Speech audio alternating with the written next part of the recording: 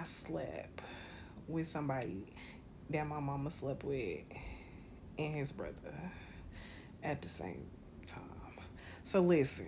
What's good, you guys? Welcome back to another video. It's your girl Tamari, and I go by Tamari Looking on all my socials. Tonight we are getting into a confessions video and why I feel like confessions are a good thing to have. I feel like everybody got them a little bit of somebody that they go ahead and get their confessions out to, but I was just like, shit, y'all know me, solo dolo, so I might as well just give it out to the whole world, because why not? So that's what we're doing tonight. We're gonna go over my top three um worst confessions that I've had to deal with, and I feel like mine's is nothing compared to some of the confessions that some people have to get off their chest. You know what I'm saying? Some of the commandments that some people didn't broke out here that they need to get up off their chest. I feel like my little three, you know what I'm saying, ain't really nothing, but I'm gonna go ahead and throw these confessions out here.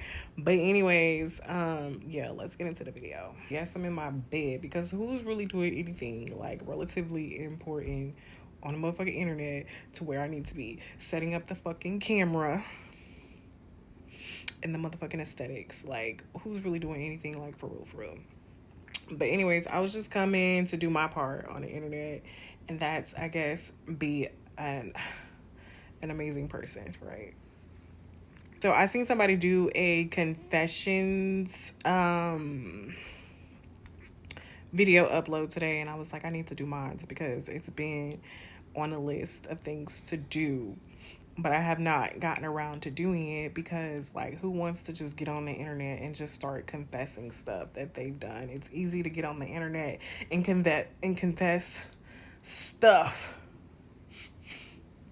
that you think other people have done, but to get on the internet and confess your own shit, completely different, right? So they were doing a confessions video, and I had been thinking that I needed to do mine too, only not because of somebody else doing it, but God was like, get on there, do your confessions or whatever, because I have been thinking, like, when it comes to religious concepts, like confess your sins, and then when it comes to Catholics, and then they have confession, and when it comes to mental health and you have therapists, it's just something about getting some of the deep shit that's in there out that really helps you to move forward when it comes to you know what I'm saying, building that inner strength and inner peace and love, and all of that work that needs to be done as far as healing and shadow work and just really getting to know yourself internally to understand what's going on externally.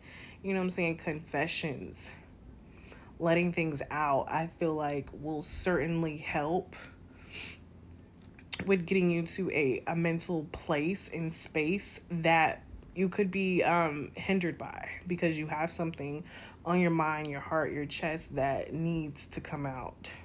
It needs to be said, and you have like literally nobody to confess to because you're afraid of judgment, right? You're afraid that whatever it is that you've done or you've said or you've thought or you felt is going to be judged by people.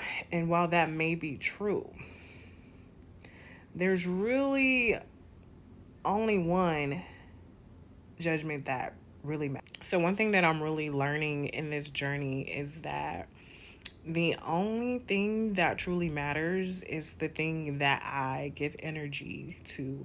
When I give energy and thought and emotion to a particular subject, a particular person, a particular idea, those are the only things that matter, right? So in my mind, in my heart, and in my emotion, something could be 100% true. To somebody else, it may be 90% true. To somebody else, it may be 75% true. To somebody else, it may be 25% true, depending on how many relatable things me and this person has seen in life, right? So the only concept and the only judgment that matters towards anything in this world is the judgment that I hold inside of me. So if I think it's a good person, then it's a good person. If I think it's an okay person, then it's an okay person. And if I think it's a bad person, it's a bad person. And so sometimes we have some experiences in life that we judge ourselves based off of. And we put a title of ourselves according to that experience, and then we hold ourselves to that title. So you may be thinking you're somewhere, you may be thinking, oh, I have to do more good so that I can kind of like get off of the title of being bad, or I'm a decent person and I like the things that I do. I want to stay right here in the middle. Well, one of the things that I struggled with going through my healing journey, and it was more of like a guilt and a shame, was, so I talked about how me and my older brother would play house, right? So not only did me and my older brother do that, but then I also did that with my cousin, just like one of them, right? I never did it with my brother, my younger brother or sister or anything like that. Just, you know what I'm saying, one cousin. And then I also did it with somebody that I babysitted, and then I also did it with like a next door neighbor. We was friends, right? Um, we hunched, okay? We was hunching as kids, right? Exploring them sexual urges that come relatively early. At least for me it did. I can remember them very, very early. So, you play house, mommy, daddy, lay on each other, clothes over like, what I'm saying, skin to skin, nothing like that. And it wasn't something that like lasted for a super long time. You know what I'm saying? You rub it out real quick, rub it out. So that was something for a long time that I held on to.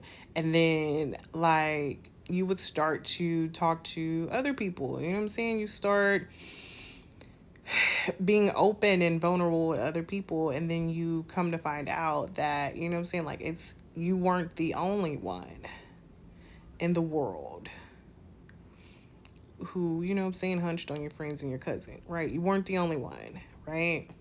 However, the way I may perceive the healing and the acceptance from that may not be the same way that the other people experienced it, heal and grow through it. Like, if I felt guilt and shame on it from my end, then that doesn't mean that the people involved don't feel that same level, if not more or not less. It just depends on them, right? So that was something I had to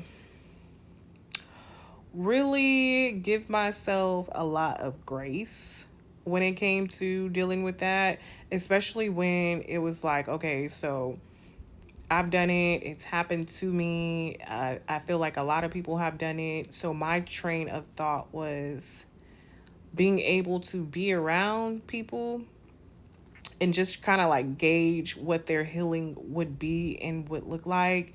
Like if somebody said like a wild throwed off comment that is like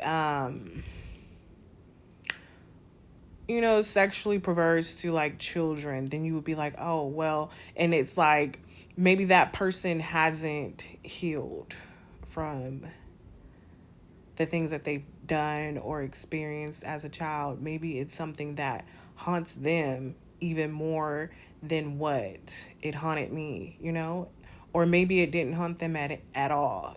So that was something that was a confession number one, was the hunching as a kid, right? And so when I think about that, and I think about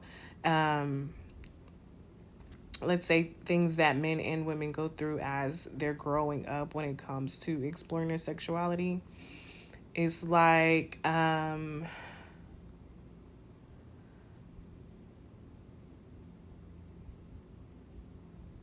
you want, I can only really speak for myself and say that, like, so for instance, if I take my case, right, for me saying that I did XYZ, and then I know somebody else that did XYZ because they did it with me.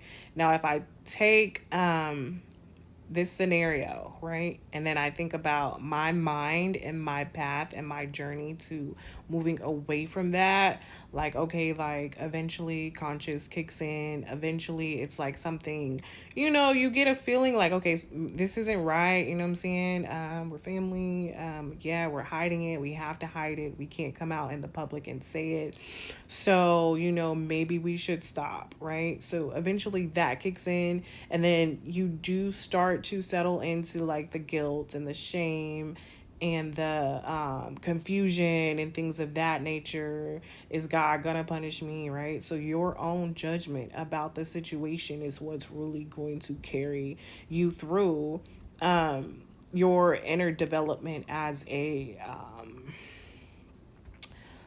your inner self, right? Your inner dialogue with yourself is your own judgment towards that situation is what's really going to either allow you to feel great or to allow you to feel mediocre or to allow you to feel disgusting, right?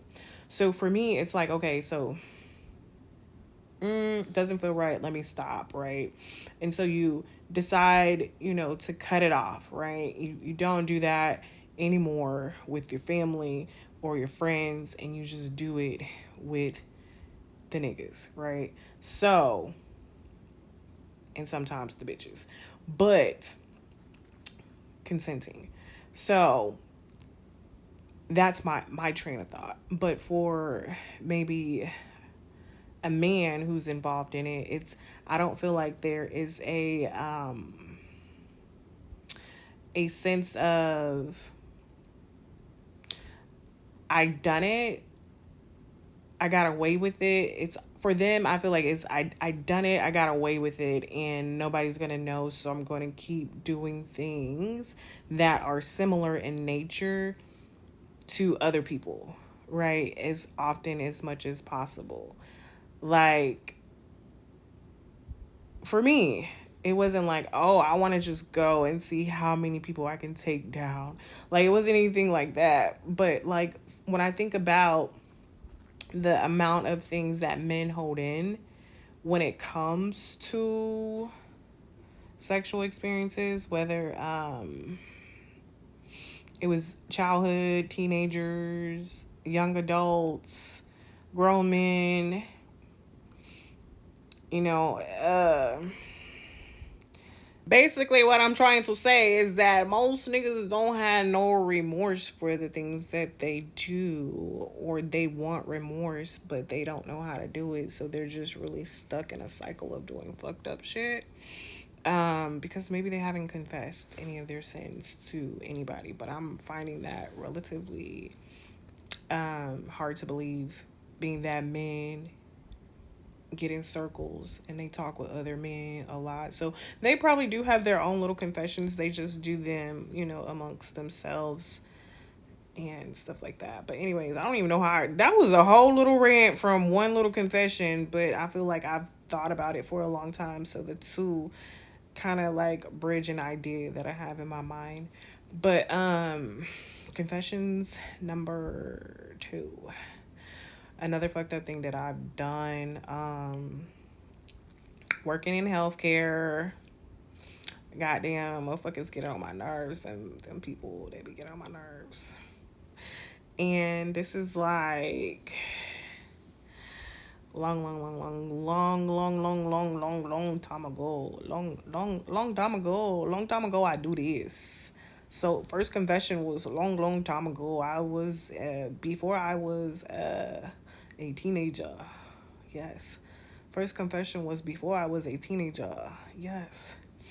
Second confession was young adult. I was a very young adult, barely 20 years old.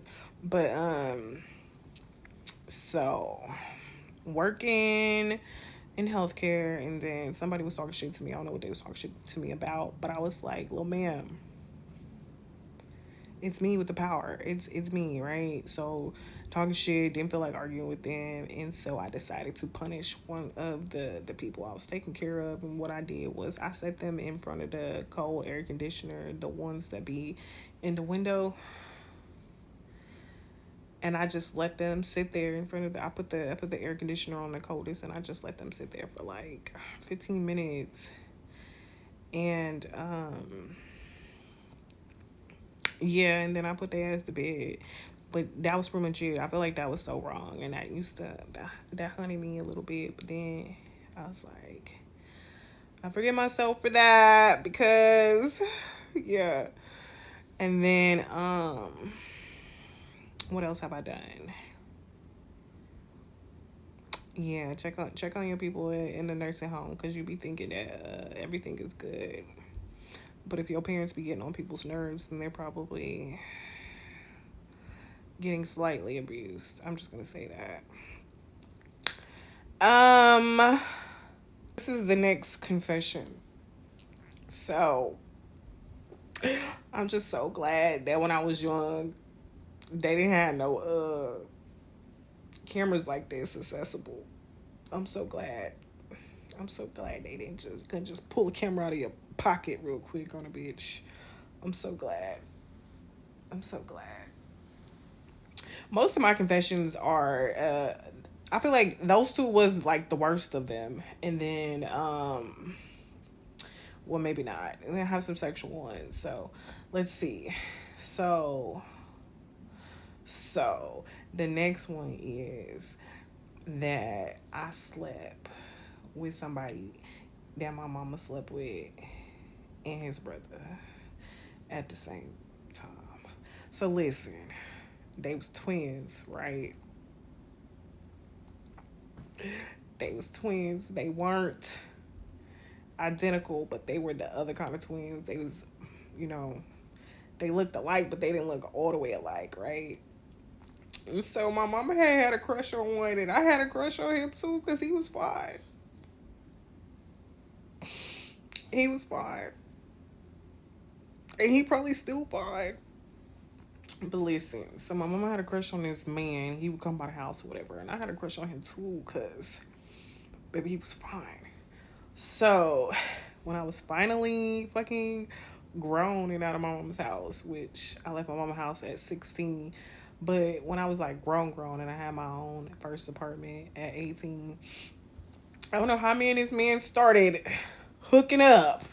I don't know how that came about, but somehow it did. So he would come over to my house, and shit, me and my mama was with the same nigga. Well, I don't even know if my mom had sex with him or not. I don't know. I don't know.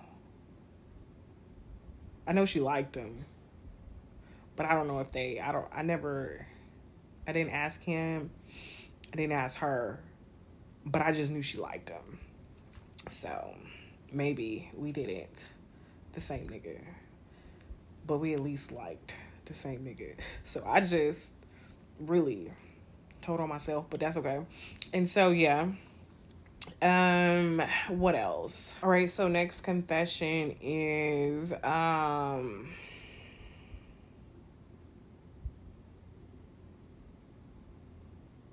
since I was just talking about my mama, my mom actually called me on the phone like a few weeks before she passed away. She called me a few weeks before she had passed away, and she confessed some things to me, which I won't disclose on here, but you guys will hear it eventually. And I was just like, what? She had some confessions for me. And I was just like, I think I would have been okay without you telling me this. You know what I'm saying? Like I would have been cool. You didn't have to tell me this. But she did. And she told me I was on this journey to do this purpose, to figure out this thing, to expose some shit. And yeah, so she told me what she had to tell me, because I felt like she didn't want to pass away and she didn't want to die with this on her conscious, because your internal self, your internal talk is really your hell or your heaven. You know what I'm saying? What's going on inside of here is your hell. You're either thinking of, you know, heavenly things, or you're thinking of hellish things, right? Or somewhere in between, right? You know what I'm saying? You might be fluctuating in your thought processes, in your inner self, right? What else have I done? Apart from stealing, I think that's pretty much it. I done stole from from some places, and I didn't did my time and my crime and paid my fucking fines. And then that's I used to be a thief. And I was just like not good at it because I was getting caught too many times. Because the fuck, like, absolutely not. But yeah, God delivered me from being a thief. And then thou shall not steal. And then what else? That's pretty much it. Like, if I had to say that my confessions are usually, you know what I'm saying, like the parts that if I didn't shape my own judgment around it and I just listened to the judgment of the world, I would probably still like feel some type of way about some of the things that I've done, even though it's not that much. But it's like if I just specifically listened to the world and didn't even attempt to create my own moral compass based on how I feel when I do certain things versus how I'm told to feel when I do certain things, then I would probably kind of struggle that. But the truth of the matter is, it's like people be thinking like, oh, my story is so off compared to the rest of the world's when it's really the same. But your judgment on it, the judgments that you have on it, really play a role in how you're able to self-develop as a person, you know, in each level of your life that you are, or each year of your life that you're blessed to see. Because I do feel like each year is a level.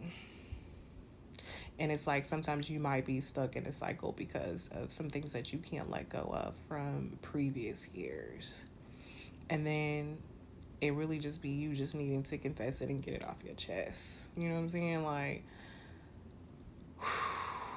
so yeah, just being able to get those confessions off of your chest will start a will and a cycle of things that you need to evaluate about yourself, about your life, or at least it did for me. So it's like, really, you might be holding in some things and you're like, really needing to talk to somebody, really needing to tell somebody, really needing to just get the burden of it off your chest. Of course, God is going to always be there to listen to you. And sometimes you might just need to, you know what I'm saying, record it to yourself, keep it in a drafts or lock it away in your phone or whatever you got to do. But sometimes it is just really good to get it out. And I feel like a part of the reason that my mom called and confessed to me prior to passing away was that she did not want to take that with her to the afterlife. You know what I'm saying? Because if the consciousness that you currently have is the consciousness that you die with, then, you know, you're giving this whole entire life experience to develop that consciousness. And if you don't develop it and you just stay at a certain level of good or bad or mediocre, then who knows if we reincarnate. But essentially, I'm thinking that whatever consciousness that you have when you leave is the one you're gonna have whenever you get to wherever you're going. So getting that stuff off your mind, your heart, your brain, you know what I'm saying, freeing yourself of those kind of things and allowing yourself to accept accept accept the sun and all of the positivity and all of the love and all of the forgiveness and all of the grace, you know, that just comes with it. It's just, you know, something that's good for not just me, but, you know, just anybody who wants to feel free. Not only before they die, but just in life in general. But yeah, that's it, you guys. That's all I got for my confessions for tonight. I'm about to go ahead and get this edited or whatever and then upload it. And I will see you guys in the next one. Bye.